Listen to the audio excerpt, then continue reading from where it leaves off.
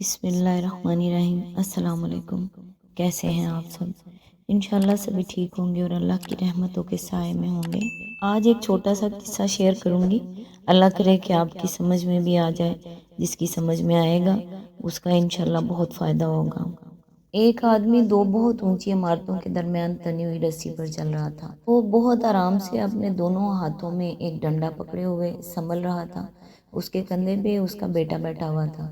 زمین پر کھڑے تمام لوگ اسے دیکھ رہے تھے۔ جب وہ آرام سے دوسری عمارت تک پہنچ گیا تو لوگوں نے تالیوں کی بھرمار کر دی اور اس کی خوب تعریف کی۔ اس نے لوگوں کو مسکرا کر دیکھا اور بولا، کیا آپ لوگوں کو یقین ہے میں واپس سے اسی رسی پر چلتا ہوا دوسری طرف پہنچ جاؤں گا؟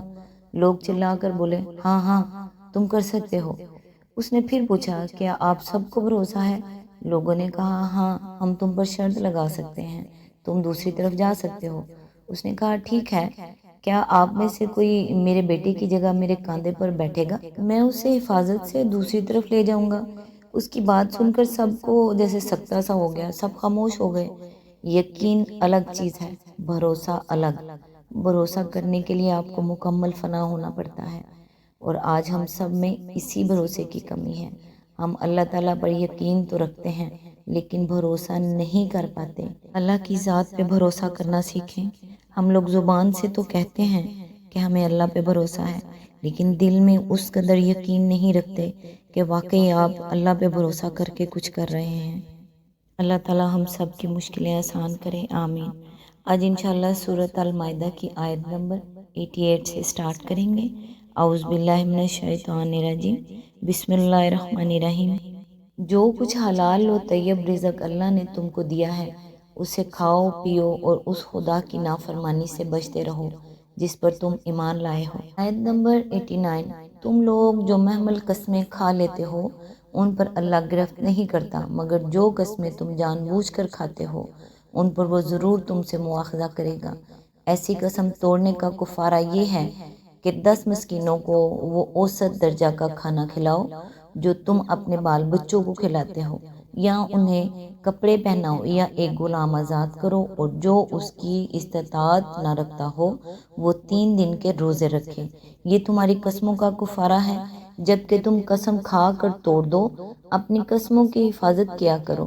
اس طرح اللہ اپنے احکام تمہارے لیے واضح کرتا ہے، شاید کہ تم شکر ادا کرو۔ اس کی تفسیر ہے، چونکہ بعض لوگوں نے حلال چیزوں کو اپنے اوپر حرام کر لینے کی قسم کھا رکھی تھی، اس لیے اللہ تعالیٰ نے اسی سلسلہ میں قسم کا حکم بھی بیان فرما دیا کہ اگر کسی شخص کی زبان سے بلا ارادہ قسم کا لفظ نکل گیا ہے تو اس کی پابندی کرنے کی ویسی ہی ضرورت نہیں، کیونکہ ایسی قسم پر کوئی مواخذہ نہیں ہے، اور اگر جان بوجھ کر کسی نے قسم کھائی ہے تو وہ اسے توڑ دے اور کفارہ ادا کر دے، کیونکہ جس نے کسی معصیت کی قسم کھائی ہو اسے اپنی قسم پر قائم نہ رہنا چاہیے۔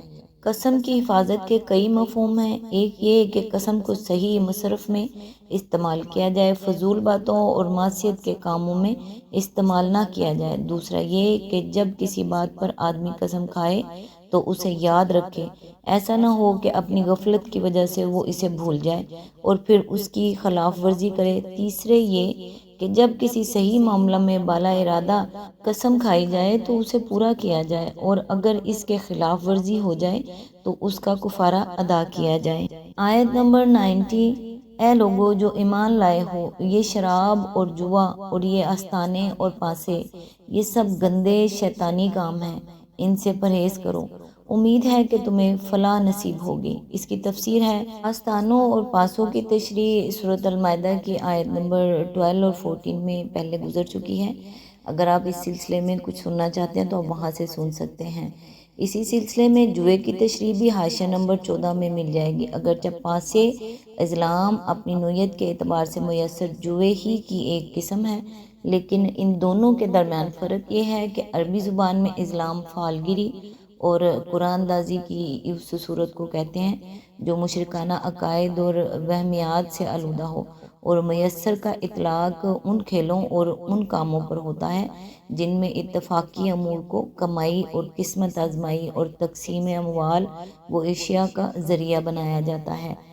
اس آیت میں 4 چیزیں قطعی طور پر حرام کی گئی ہیں، ایک شراب، دوسری قمار بازی، تیسرے وہ مقامات جو خدا کے سوا کسی دوسرے کی عبادت کرنے یا خدا کے سوا کسی اور کے نام پر قربانی اور نذر و نیاز چڑھانے کے لیے مخصوص کیے گئے ہوں۔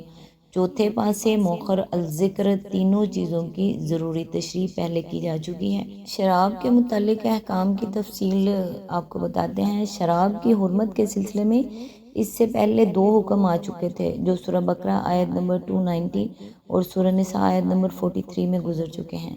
اب اس آخری حکم کے آنے سے پہلے نبی صلی اللہ علیہ وآلہ وسلم نے ایک خطبہ میں لوگوں کو متنبہ فرما دیا کہ اللہ تعالیٰ کو شراب سخت ناپسند ہے، بعید نہیں کہ اس کی قطعی حرمت کا حکم آ جائے، لہٰذا جن جن لوگوں کے پاس شراب موجود ہو وہ اسے فروخت کر دیں۔ اس کے کچھ مدت بعد یہ آیت نازل ہوئی اور آپ نے اعلان کرایا کہ اب جن کے پاس شراب ہے وہ نہ اسے پی سکتے ہیں نہ بیچ سکتے ہیں، بلکہ وہ اسے ضائع کر دیں۔ چنانچہ اسی وقت مدینہ کی گلیوں میں شراب بہا دی گئی۔ بعض لوگوں نے پوچھا، ہم یہودیوں کو تحفتاً کیوں نہ دے دیں؟